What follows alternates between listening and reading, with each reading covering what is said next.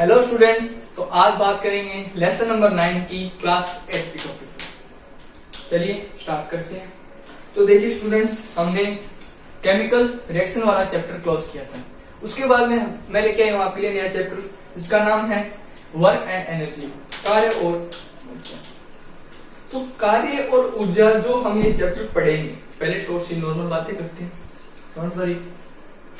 जो हम ये चैप्टर पढ़ेंगे, ये जो चैप्टर है वो आपके क्लास 10th में भी है, क्लास 9th में भी है। तो एक बात सीधी सी मैं आपको बता देता हूं कि ये क्लास 8 का जो चैप्टर है कार्य ऊर्जा, ये चैप्टर इस क्लास 8 में हम इसको थोड़ा हल्के में पढ़ेंगे। हल्के मतलब यानी क्लास 8 के हिसाब से पढ़ेंगे। क्लास 8 के हिसाब से, क्लास 8वीं के हिसाब से हम एनसीईआरटी के हिसाब से आपको क्लास 8 के बारे में, इसके बारे में जितनी जानकारी है उतनी जानकारी देंगे। तो अगर आपको ऐसा लगे कि इसमें हमने आपको कम बताया है, तो आप एक काम कीजिएगा, आप हमारी वीडियो देखिए क्लास 10th की वर्क एनर्जी एंड पावर, उसके अंदर भी आप इसको क्लियर कर सकते हो। तो अगर ऐसा लगा है कि 10th वालों के लिए, 10th वाले जब स्टूडेंट्स ये वीडियो देख रहे हैं और उन्हें लगता है कि ये उनके लेवल का नहीं है, लेकिन उनको थोड़ा लो लेवल का भी चाहिए, तो आप क्लास 8 में भी जाइए। क्लास 8 वाले 10th के लिए चाहिए, मतलब क्लास 8 और 10th दोनों एक दूसरे के इक्वल है, मतलब बराबर तरीके से आप इसको देख सकते हो, दोनों एक दूसरे कंपेयर करते हैं। ओके दोस्तों, तो बात करते हैं लेसन नंबर 9। हेडिंग डालिएगा, पहले चैप्टर का नाम lesson number 9 work and energy. Work and energy क्या होती है? सीधी सी बात ये है, वर्क एंड एनर्जी क्या होती है? वर्क एंड एनर्जी क्या होती है? तो देखिए, सिंपल बातें करेंगे। सबसे पहले हमें ये देखना है कि वर्क एंड एनर्जी हिंदी में लिखना चाहो तो लिख लीजिए दोस्तों। कुछ कहते हैं कि नहीं लिखा, लिख लीजिए। वर्क को कहते हैं कार्य, एंड को कहते हैं और, एनर्जी को कहते हैं ऊर्जा। कार्य और ऊर्जा, बस एक बात ध्यान रखनी है, अगर किसी वस्तु के ऊपर आप थोड़ा फोर्स लगाते हो, आप थोड़ा धक्का लगाते हो, आपने क्या लगाया, किसी वस्तु के ऊपर धक्का लगाया, तो वस्तु आगे की ओर विस्थापित हो जाती है। बस इतनी सी बात ध्यान में रखो। वस्तु के ऊपर अगर आप थोड़ा बल लगाते हो, बल छोड़ो, बल नहीं पकड़ना, नो, गलत बात, बल नहीं पकड़ना, आपको किसी वस्तु पे धक्का लगाना है। धक्के का मतलब थोड़ा जोर लगाना है, तो वस्तु आगे चली जाती है। तो बस वो धक्का लगाया क्या है, धक्का लगाया हमने नॉर्मल भाषा में, धक्का लगाना या थोड़ा जोर लगाना, ये दो शब्द हमारे सिंपल भाषा में है, लेकिन फिजिक्स के रूप में इन दोनों को बोला जाता है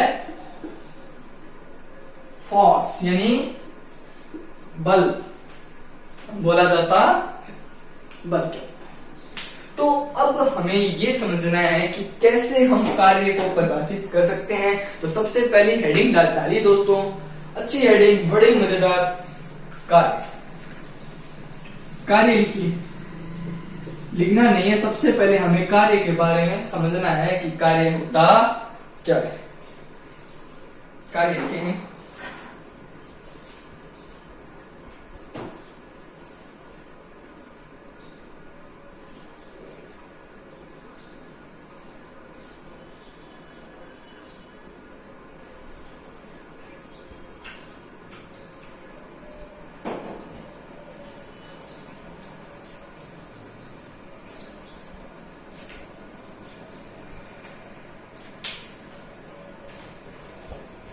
चलिए दोस्तों लिखते हैं कार्य के बारे।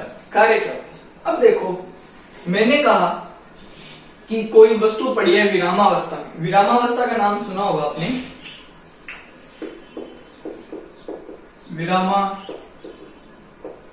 विरामावस्था। विरामावस्था मतलब विराम पड़ी है, स्थिर पड़ी है, इसे बोला जाता है स्थिर। स्थिर पड़ी, कोई वस्तु स्थिर पड़ी है, स्थिर पड़ी मतलब हथेली पे मेरी पड़ी, स्थिर पड़ी। अब जब आपको करना है दोस्तों कार्य, मुझे चाहिए वर्क, मैंने कितना कार्य किया। अगर मैं यहाँ आपको पढ़ा रहा हूँ, मैंने सोचा मैं आपको ये बता दूं, मैं आपको यहाँ पढ़ा रहा हूँ, तो मैंने शुरू से लेकर अंत तक कितना कितना कार्य किया, मैंने कितनी देर पढ़ाया, कितना मैंने पढ़ाया, वो होता है कार्य। तो आप अब ये कहो कि अगर कोई वस्तु विरामावस्था में पड़ी है m द्रव्यमान की, उसके ऊपर लगाएगा आप धक्का, मतलब क्या लगाओगे आप उसके ऊपर, फोर्स लगाओगे, मतलब बल लगाओगे F, तो वस्तु यहां से कहां चली जाएगी, यहां चली जाती, कुछ दूर वस्तु विस्थापित हो जाती है। क्या हो जाती है, विस्थापित हो जाती, वस्तु कुछ दूर विस्थापित हो जाती है। मतलब F बल लगाने पर आपकी वस्तु कुछ दूर विस्थापित हो जाती है, मतलब कुछ दूर मतलब x डिस्टेंस या d दूरी तक विस्थापित हो जाती है, d दूरी तक विस्थापित हो जाती है। उस दौरान आपने कितना कार्य किया, सिंपल बात, कितना आपने धक्का लगाया, मतलब कितना आपने बल डाला, जितना बल डालोगे ना उतनी ही दूर वस्तु जाएगी, बल्कि उससे ज्यादा नहीं जाएगी, बल्कि कम जाएगी। बात करेंगे बल गुणा में क्या होता है, जितना आपने फोर्स लगाया, आपने बल लगाया, तो बल गुणा में विस्थापन यानी उसका डिस्टेंस टी कवर, इतनी सी बात हमें करनी। मतलब कोई वस्तु विरामावस्था में पड़ी है, उसके ऊपर अगर आप थोड़ा बल डालते हो, आपने थोड़ा धक्का लगाया, आपने जोर डाला, तो वस्तु धक्के लगाने के बाद या वस्तु पे बल लगाने के बाद वस्तु थोड़ी दूर विस्थापित हो जाती है। तो विस्थापित होने के बाद वस्तु पे किया गया कार्य बल गुणा विस्थापन के गुणनफल के बराबर होता। बस ये बात हम अभी लिखेंगे, लेकिन कुछ एग्जांपल्स हैं उनको हम समझते हैं, तो थोड़ा केयर करिए मेरे साथ, बुक के माध्यम से बता देता हूं, साथ साथ समझिए। एक गेंद को फर्श पर रखकर धक्का दीजिए, गतिविधि है क्योंकि आपको पता है, लिखना नहीं है दोस्तों, अच्छी तरह नोट्स बनाएंगे, पहले समझिए क्या होता है। आपने कहा एक गेंद को फर्श पर धक्का दीजिए, अर्थात गेंद पर बल डालिए। अगर आप कोई वस्तु को रखते हो स्टेप पर, गेंद पड़ी है, ये पड़ी गेंद, अब वस्तु स्थिर पड़ी है, जैसे आप बल लगाओगे तो क्या होगा, वस्तु गेंद आगे जाएगी, सिंपल बात। तो अब देखिए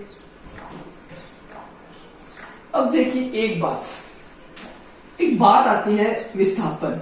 क्या आती है, विस्थापन। मैंने कहा था वस्तु क्या हो गई, विस्थापित हो गई, मतलब x या d डिस्टेंस तक विस्थापित हो गई, चली गई, तो वो विस्थापित हुई, क्या है, विस्थापन है। अब विस्थापन देखते हैं क्या होता है।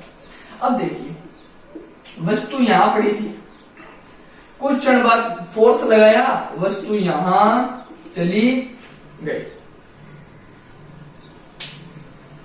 वस्तु यहां से यहां चली गई, मतलब वस्तु ने कितनी दूरी डिस्टेंस कवर की, x कवर की। मतलब एक निश्चित समय में, निश्चित समय में वस्तु द्वारा तय दूरी विस्थापन कहलाती।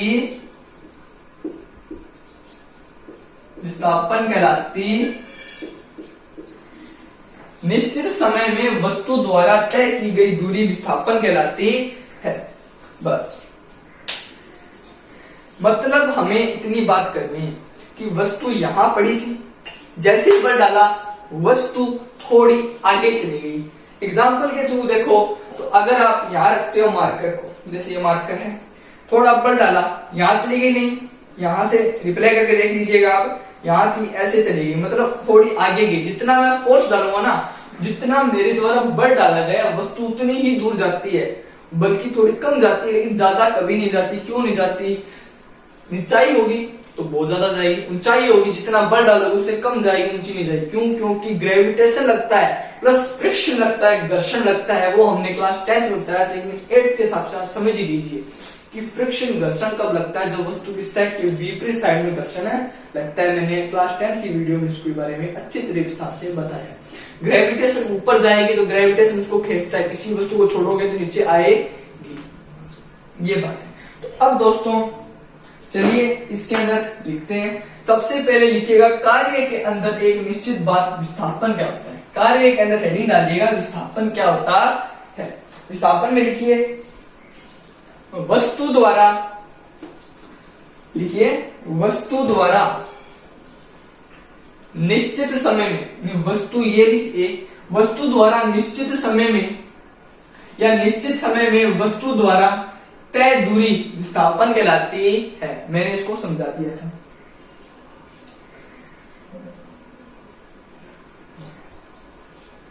अब देखिए, मैंने ये कहा विस्थापित हो गई, तो गेंद पर बल लगाने पर वस्तु क्या होती है? विस्थापित होती है। नेक्स्ट लाइन में लिखिए एग्जाम्पल, उदाहरण। किसी वस्तु पर या वस्तु जगह लिखिए आप, किसी गेंद पर, किसी स्थिर पड़ी गेंद पर थोड़ा बल लगाने पर, किसी स्थिर पड़ी गेंद पर थोड़ा बल लगाने पर गेंद अपने निश्चित स्थान से थोड़ी आगे चली जाती है। अपने निश्चित स्थान से, निश्चित स्थान ये रहा स्थिर वाला, थोड़ी आगे चली जाती है। कितना? a' तक चली जाती है। वस्तु अपने निश्चित स्थान से थोड़ा आगे चली जाती है। वह आगे जाना, उस वस्तु का थोड़ा निश्चित सतह से आगे जाना, मतलब आगे जाना मतलब यहां से यहां तक जाने में जितनी डिस्टेंस कवर करती है, जितनी दूरी तय करती है, वह तय दूरी विस्थापन होती। ओके, ये लिख लिया। अब लिखिए दोस्तों नेक्स्ट लाइन में कार्य। नेक्स्ट लाइन में लिख लीजिएगा कार्य, वर्क। इसे इंग्लिश में बोला जाए डिस्टेंस टी। वर्क डालिए।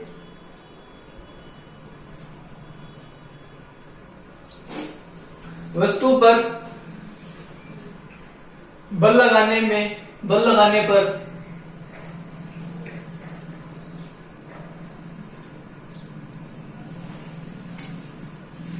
लिखा देता हूं दोस्तों।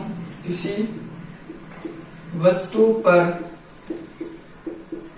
बल लगाने पर, किसी वस्तु पर बल लगाने पर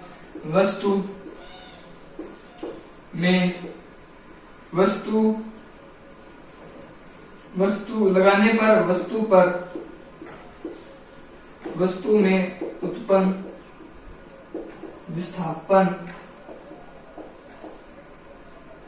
एक मिनट थोड़ा देख लेता हूं। बल लगाने पर वस्तु पर विस्थापन उत्पन्न होने की प्रक्रिया बताई गई है। परिभाषा हम बुक के हिसाब से दिखा देता हूं। वस्तु पर विस्थापन उत्पन्न होने की प्रक्रिया को क्या कहते हैं? कार्य कहते हैं। ये तो सिर्फ दोस्तों रटने वाली बात थी। क्या थी? रटने वाली बात। लिखना चाहो लिख लीजिए। किसी वस्तु पर बल लगाने पर वस्तु में विस्थापन उत्पन्न होने की, बल लगाएंगे तो विस्थापन अपने आप उत्पन्न होता ही होता है। मतलब विस्थापन उत्पन्न हुआ, वस्तु यहां चली गई, तो विस्थापन उत्पन्न होने की जो प्रक्रिया को क्या बताएगा? इसने कार्य बताया। लेकिन हम लिखेंगे अलग तरीके से। लिखिए, यदि किसी वस्तु पर, हम लिखेंगे अलग तरीके की परिभाषा, थोड़ी नई टाइप की परिभाषा। किसी वस्तु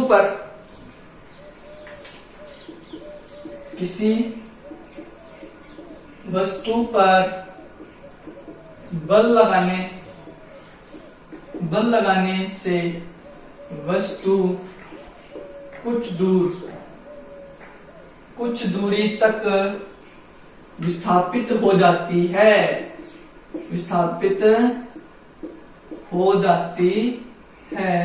तो वस्तु पर लगाए गए बल एवं विस्थापन के गुणा को कार्य कहते हैं। कार्य कहते। ओके दोस्तों, एकदम सिंपल परिभाषा। वस्तु के ऊपर जितना बल लगाते हो ना, वस्तु युक्ति दूर विस्थापित F गुणा विस्थापन। बल और विस्थापन यानी x डिस्टेंस कवर की, कितना कवर किया, उन दोनों का गुणा क्या कहलाता है, हमारा कार्य कहलाता है। ये नहीं है, कार्य कहलाता। कार्य को W से लिखा जाता है बल, सॉरी कार्य वर्क। लिख लीजिए परिभाषा। नेक्स्ट टाइम लिखते हैं।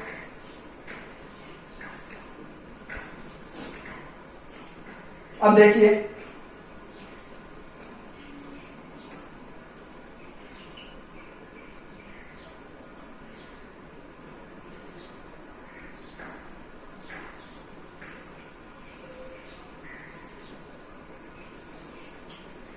लिख ली होगी दोस्तों।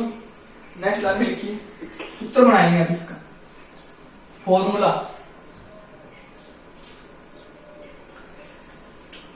देखिए, कार्य बराबर बल गुणा विस्थापन। बल को लिखा जाता है F से गुणा S W साइड में, नीचे इसके लिख लीजिए नेक्स्ट लाइन में।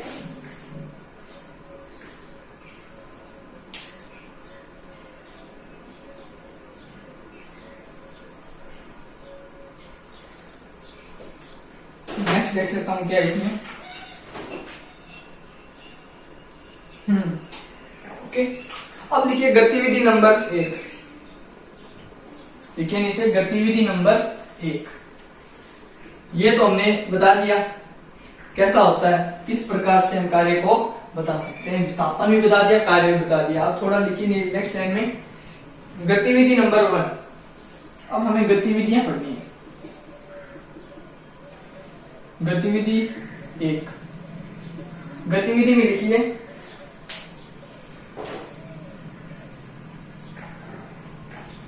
गत्ते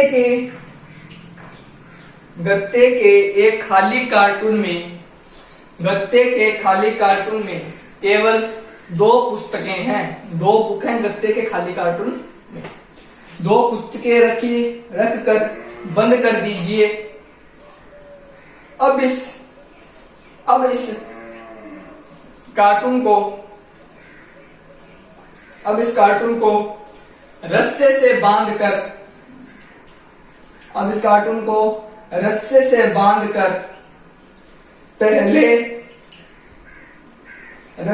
बांधकर, पहले 2 मीटर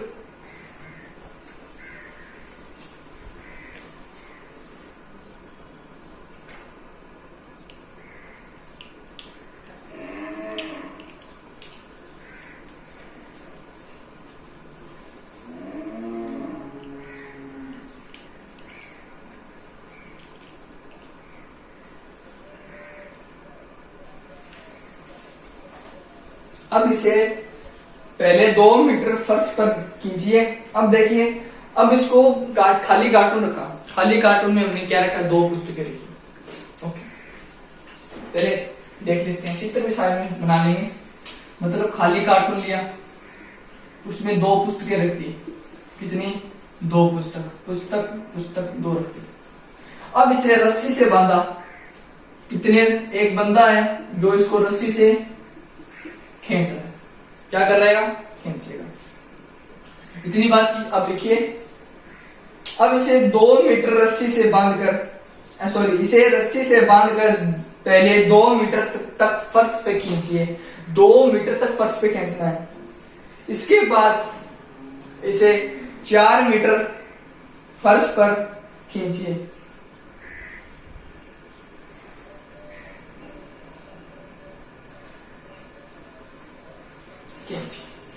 मतलब बात ये, 2 मीटर लंबे फर्श पे खींचा, पहले से क्या खींचा, 2 मीटर फर्श पर खींचा। मतलब अब देखिए, पुस्तक थी इसमें मत, गौर से सुनिएगा दोस्तों, इससे हमें विस्थापन थोड़ा समझ में आएगा, कितना कार्य हम कर सकते हैं वो समझ में आएगा। 1 मिनट एग्जाम्पल देखिए। खाली कार्टून है, 2 बुकें रखी है, बस खाली कार्टून में सिर्फ 2 बुकें, 2 पुस्तकें हैं। मतलब अब ये इसको खींचेगा कितना, 2 मीटर तक खींचना चाहिए। मतलब अब इसको 2 मीटर तक खींचेगा, ये बताया गया। मतलब पहले थी यहां, फर्स्ट स्थिति थी इसकी, ये कहां थी, फर्स्ट था ये, सेकंड हो गया ये। मतलब अब हमें ये कहना, पुस्तक पहले यहां थी, 2 मीटर खींचा उसको, कितना 2 मीटर क्या खींचा, डिस्टेंस कवर की, मतलब डी इसने 2 मीटर तक खींचा। मतलब किया गया कार्य कितना होगा, बल गुणा में विस्थापन। जितना आप खींचते हो, मैंने कहा जितना आप इसको खींचते हो उतना ही आपका फोर्स लगेगा 2 न्यूटन का। जितना आप इसको खींचते हो उतना ही फोर्स लगा, कितना लगा, 4 न्यूटन मीटर क्या लगा आपका, वर्ग की। बात समझ, 2 मीटर तक इसको खींचा, मतलब 2 मीटर में कितना कार्य किया, बल गुणा विस्थापन, 2 मीटर तक कार्य किया, इतना खींचा। अब ये क्या कह रहा है, अगर यहां से इसको 4 मीटर तक खींचा जाए, 4 मीटर तक खींचा जाए, 4 मीटर तक खींचोगे तो 4 मीटर में कितना हो जाएगा, 4 न्यूटन गुणा 4 मीटर तक खींचा तो 4 चौका 16 न्यूटन मीटर हमारा कार्य हो गया। मतलब अब बात ये, अब आप कितना विस्थापित करते हो। अब देखिए, हम अब ये कहते हैं कि अगर किसी वस्तु का जितना खींचोगे ना उतना ही फोर्स और उतना ही क्या लगेगा, कार्य होगा।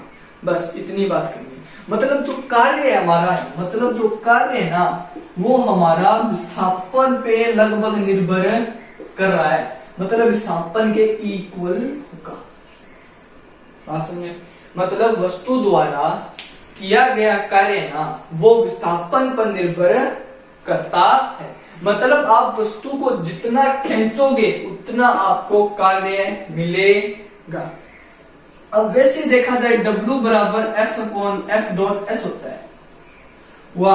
अब चाहिए क्या, फोर्स। फोर्स क्या हो गया, W/S। अब देखिए बात समझते हैं, जितना आपने क्या कहा, मैंने जितना वर्क किया, इस दो सूत्र है हमारे पास,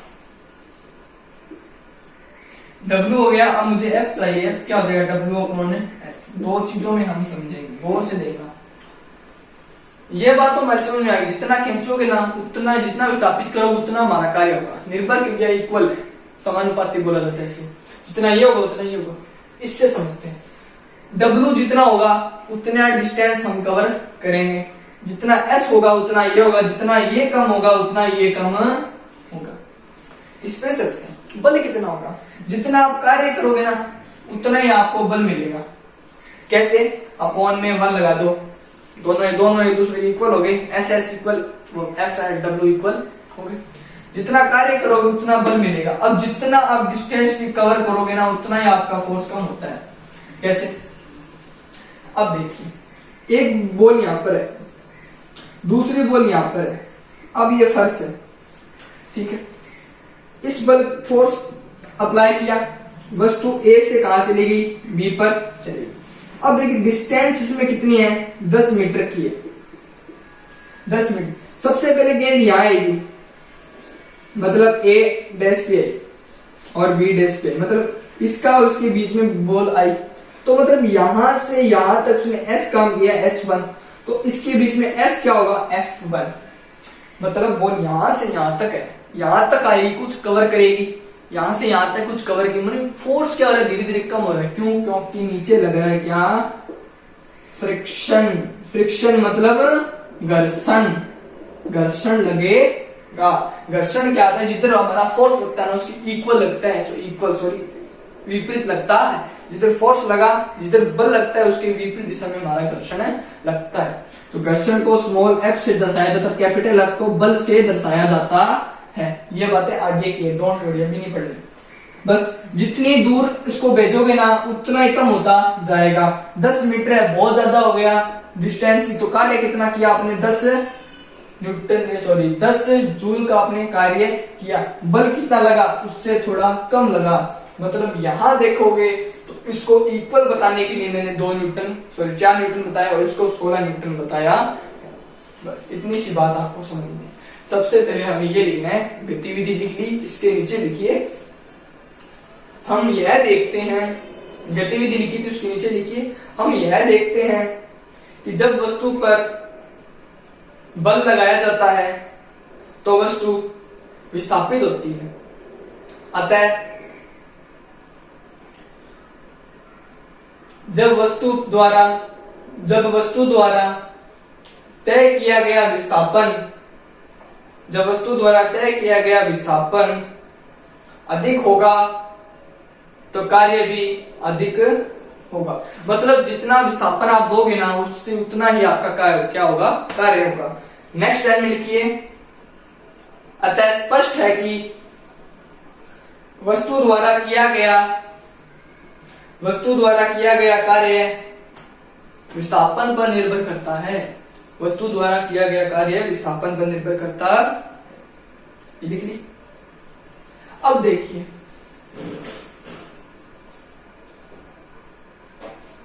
अब नेक्स्ट लाइन में लिखिए गतिविधि हमारी खत्म।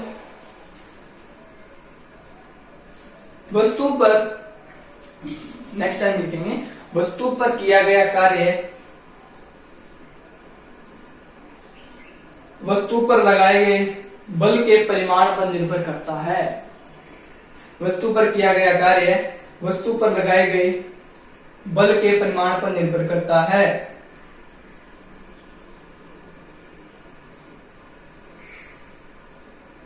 अगर वस्तु पे आप जितना कार्य करते हो ना तो मतलब बल भी आपको उतना ही लगाना पड़ेगा। इस बात ही है F गुणा डॉट एस किया, जितना बल लगाओगे उतनी डिस्टेंस ही मिलेगी और उतना ही आपको क्या मिलेगा, फोर्स मिलेगा।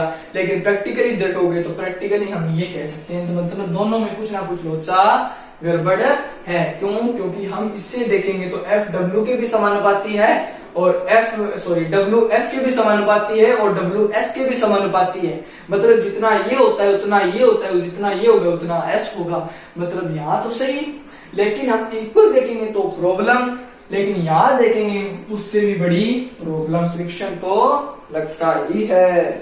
तो बस थोड़ा ये था जो क्लास 10 में जाके हमने कवर किया है। क्लास 10 की वीडियो के हिसाब से देखिए।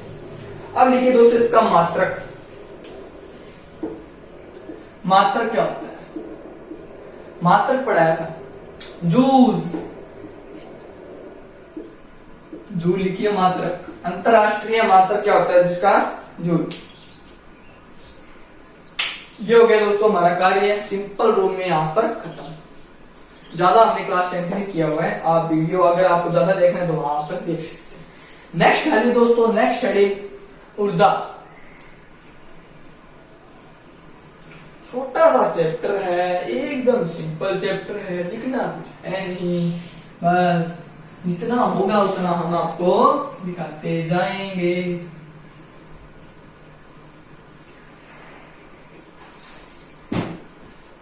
डालिए दोस्तों ऊर्जा। ऊर्जा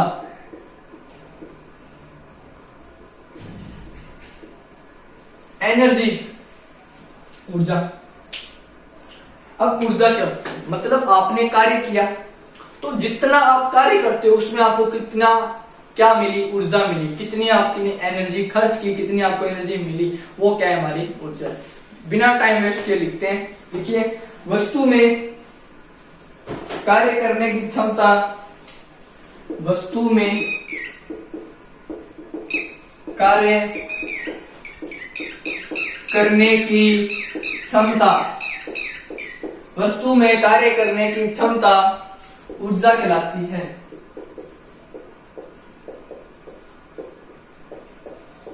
ऊर्जा कहलाती है। अब देखिए अगर आप क्या कहते हो, बांध से पानी गिर रहा है तो उसके पास ऊर्जा होगी, मतलब उसने कितना कार्य करके दिया, ऊपर से नीचे गिरने तक उसको कितनी एनर्जी मिली, हमको कितनी एनर्जी मिली। बल्ब ऑन करो, आप पंखे को ऑन करो, पंखे का स्विच जैसे ही ऑन किया, आपने फोर्स लगाया किस पर? पंखे के ऊपर, तो पंखा घूमने लगा, मतलब पंखे ने क्या किया? कार्य करने लगा। कार्य करने से हमें कितनी एनर्जी मिली, हमको कितनी हवा मिल रही है। जितना भी आप काम करते हो, मैं आपको पढ़ा रहा हूं तो आपको कितनी एनर्जी मिली, मुझे कितनी मिली, मेरी कितनी खर्च हुई, मुझे कितनी मिली, वो बात हमारी ऊर्जा की है। हमें सिर्फ इतना याद रखना है कि वस्तु में कार्य करने की क्षमता, यानी वस्तु द्वारा, नेक्स्ट टाइम में आप नहीं भी लिख सकते हैं, वस्तु द्वारा कार्य करने की क्षमता, वस्तु द्वारा यानी वस्तु में कार्य करने की क्षमता या वस्तु द्वारा कार्य करने की क्षमता को क्या कहते हैं? ऊर्जा कहते हैं। सिंपल है। अब देखिए नेक्स्ट पार्ट, हमने ये पढ़ लिया तो हम ये कह सकते हैं कि अतः कार्य व ऊर्जा एक दूसरे के तुल्य है या क्या है? समान। कैसे? एक दूसरे के इक्वल है, सॉरी तुल्य है और समान है। कैसे बताना भी तो पड़ेगा। देखिए अगर आप ये कि मैंने जितना कार्य किया ना उतनी आपको क्या मिल रही है? ऊर्जा। मतलब परिभाषा से स्पष्ट है, कार्य करने की जो क्षमता है, कैपेसिटी है, वो क्या होती है? एनर्जी होती है। वर्क बराबर एनर्जी, मतलब जितना आपका ये होता है ना उतना ही आपका एनर्जी, जितना आप कार्य करते हो ना उतनी आपको एनर्जी मिलती है। बस ये बात पकड़ लो। तो लिखिए कार्य ऊर्जा का मात्रक, ऊर्जा का मात्रक कार्य के समान है, कार्य के समान होगा। क्या? जूल।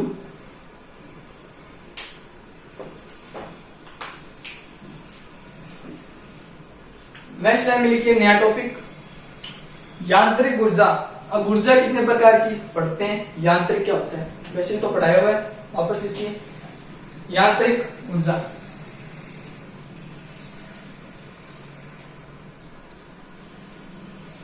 यांत्रिक ऊर्जा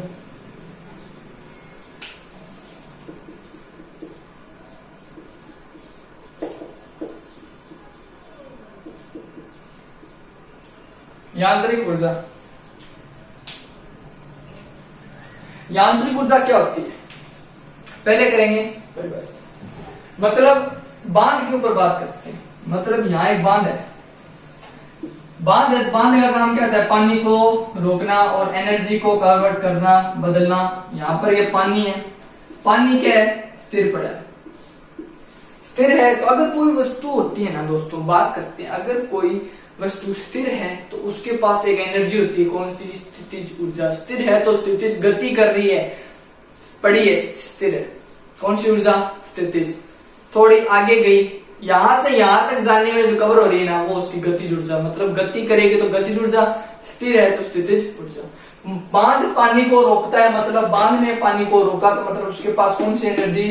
स्थितिज ऊर्जा यहाँ पर। अब जैसे मैं यहाँ से एक बांध का गेट खोलता हूँ या एक बांध का गेट तोड़ देता हूँ, यहाँ से टूट जाता है, तो आप देखते हो कि पानी एकदम तेजी से बाहर निकलता है। बांध एकदम तेजी से बाहर निकलता है। तो यहाँ का पानी स्थिर, और स्थिर से एकदम से उसके पास गति आई तो मतलब वहां पर पानी गति करेगा तो मतलब कौन सी ऊर्जा? गतिज ऊर्जा। और यहाँ कौन सी ऊर्जा? स्थितिज ऊर्जा। मतलब पानी स्थिर था तो उसके पास स्थितिज, पानी यहां से बांध का गेट खोलने के बाद पानी गति करेगा, एकदम भाव बहुत तेज होगा तो वहां की ऊर्जा गतिज ऊर्जा। उसके बाद पानी धीरे धीरे आगे बढ़ता है तो कभी उसके पास स्थितिज ऊर्जा होती है तो कभी गतिज होती है। कभी पानी स्थिर हो जाएगा, पानी को देखते रहिएगा, लाभ होते रहते हैं। मतलब कभी ऊपर जाएगा फिर तेज हो जाएगा, फिर कम, फिर स्थिर हो जाएगा, फिर बढ़ जाएगा, ऐसे होता रहता है। मतलब स्थितिज प्लस गतिज दोनों होते हैं। तो मतलब यांत्रिक ऊर्जा जो होती है ना, वो होती है स्थितिज ऊर्जा प्लस गतिज ऊर्जा के योग। तो यहाँ पर जो की गया मिली जो ऊर्जा है वो हमें कौन कहता है? यांत्रिक ऊर्जा, मेटीरियल एनर्जी, यांत्रिक ऊर्जा। यांत्रिक ऊर्जा में लिखिए गतिज ऊर्जा और स्थितिज ऊर्जा। गतिज ऊर्जा और स्थितिज ऊर्जा के सम्मिलित रूप को यांत्रिक ऊर्जा कहते हैं। यांत्रिक ऊर्जा हमने कह दी। अब लिखिए गतिज ऊर्जा। तो होती है यांत्रिक ऊर्जा में कौन, गतिज ऊर्जा, स्थितिज ऊर्जा। गतिज ऊर्जा में लिखिए वस्तु में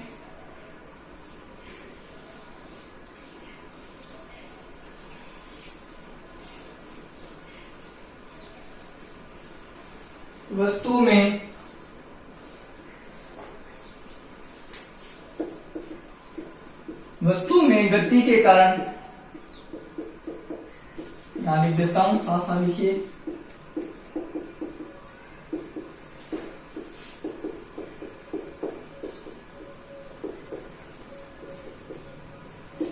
गतिज ऊर्जा कहलाती,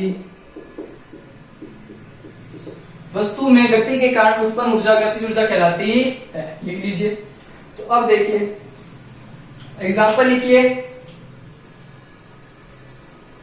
गति करती हुई गेंद, बहता हुआ पानी, चलता हुआ पंखा, चलती हुई रेलगाड़ी, भागते बच्चे। जितनी भी गतियां होती है, जितने भी वस्तु गति करती है, मतलब भाग रही होती है, चल रही होती है, तो उन सब में चलित ऊर्जा, मतलब चलित ऊर्जा को कहते हैं गतिज ऊर्जा। से चलित ऊर्जा भी बोला जाता है।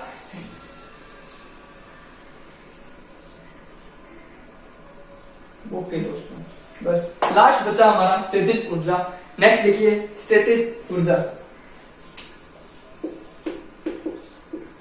स्थितिज ऊर्जा, स्थितिज ऊर्जा में लिखिए जब वस्तु की स्थिति या आकृति, जब वस्तु की स्थिति एवं आकृति में परिवर्तन किया जाता है तो उसमें एक प्रकार की यांत्रिक ऊर्जा संचित होती है। इसे स्थितिज ऊर्जा कहते हैं। जब वस्तु स्थिति एवं आकृति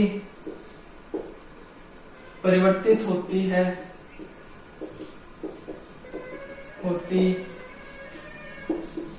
तो उसमें एक प्रकार की यांत्रिक ऊर्जा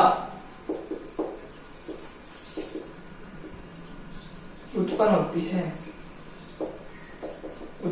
होती, इसे स्थितिज ऊर्जा बोला जाता है।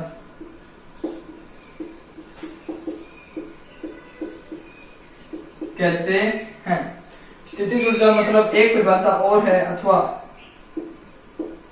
वस्तु की स्थिति के कारण, वस्तु के स्थिर होने के कारण उस पर स्थितिज ऊर्जा उत्पन्न होती है। स्थितिज ऊर्जा उत्पन्न होती, ये भी आप साइड में लिख लीजिए।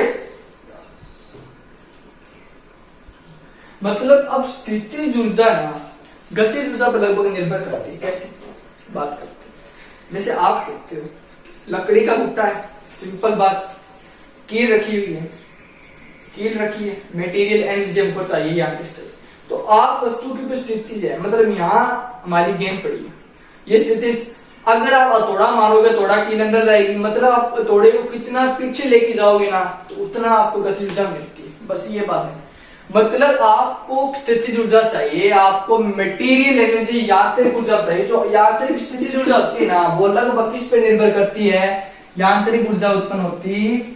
यांत्रिक ऊर्जा कब होगी, जब उसमें गतिज ऊर्जा होगी। मतलब इस परिभाषा से देखिए कि आपको जब स्थितिज ऊर्जा जहां पर भी होती है वहां पर मटेरियल एनर्जी यांत्रिक ऊर्जा उत्पन्न होती है।